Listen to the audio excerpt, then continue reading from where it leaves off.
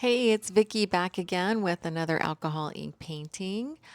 This time I started with a little bit of brown and some green and then some black.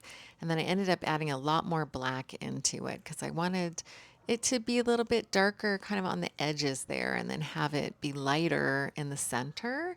Kind of had an idea of what I wanted this to be. I wasn't sure if it was going to work, but it ended up being the perfect background for what I wanted it to be. So here's the background. I did add a little bit more at the bottom there because I wanted it to be almost like rocky. Um, and then you can see here, I put in a little bit of an outline, and now I am using I used my Q-tips with isopropyl alcohol to put in, just put in a little bit. Well, I didn't put in, I took out some of the ink and did some of the blocking, and then now I'm adding ink. So I'm adding alcohol ink markers, ink from alcohol ink markers, and it's just really not well with the inks that I have. I don't have expensive inks. I have really inexpensive inks from Amazon, and so the inks that I have, they don't go on real dark. So it's almost impossible to get like a dark black with the inks that I have. So that's why it's important for me to use the black from the markers because then I can get it really dark. And as you can see, these are going to be little skunks. Um, and so it needs to be black, it needs to be dark. So I put in the dark. I took away and exposed the white of the paper with just regular alcohol. And now I'm using a paintbrush with the isopropyl alcohol on it to move those inks around. And I can get them where I want them to be. And I can also make it look like fur with the paintbrush. And so that's a great technique that you can do with alcohol ink. It makes great textures. And so even though I'm using alcohol ink markers, it doesn't really look like marker. Really, I'm just using the markers to add the ink in there. The ink from the markers is a lot, I don't know if it's thicker or it's just easier to control than the ink from the bottles. And so that's why when I'm doing these animals, I prefer the ink from the markers. Um, yeah, so these little skunks are coming along. So I'm just adding in ink, taking away ink, and then with my paintbrush, really using it to move the inks around. And that's kind of where the magic happens is with that paintbrush. But you got to be careful not to get too much alcohol on the paintbrush because it will just spread because whatever you put on the paper, it kind of replaces what's there already. That's how alcohol inks work. And so you can't really put layers on when you're doing the ink. And so it looks like the ink is, covering up, but really it's replacing what's there.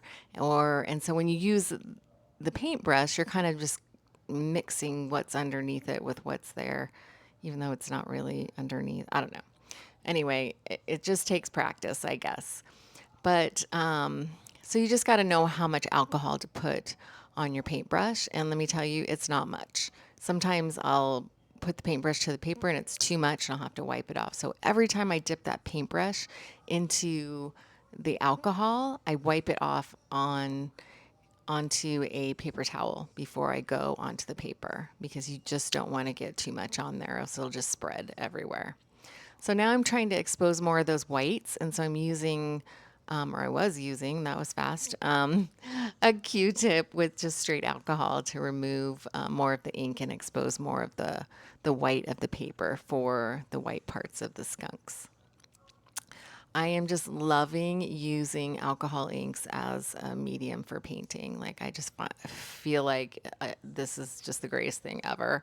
I like it so much better than even like oil paint or watercolor or acrylic paint. I'm just really enjoying the process. And it's kind of a challenge, and maybe that's why I like it. I don't know.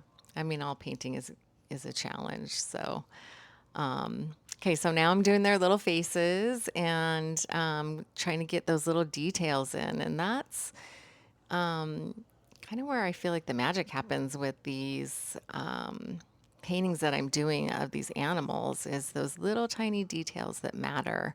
Um, I feel like if you can spend a lot of time and get the little noses and the eyes done correctly and get the right highlights on them, then it really is going to elevate your painting. So take the time and, make sure you've got you're using the right colors that kind of go with whatever you're doing. So I'm putting a little bit of brown in these little skunks' noses because they're brown, but I have brown in the painting too. So it all kind of matches. It's all unified, and they look so cute on this background.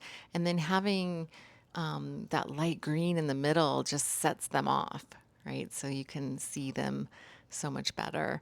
And then just having the realism against the abstract background, I just love the way that looks.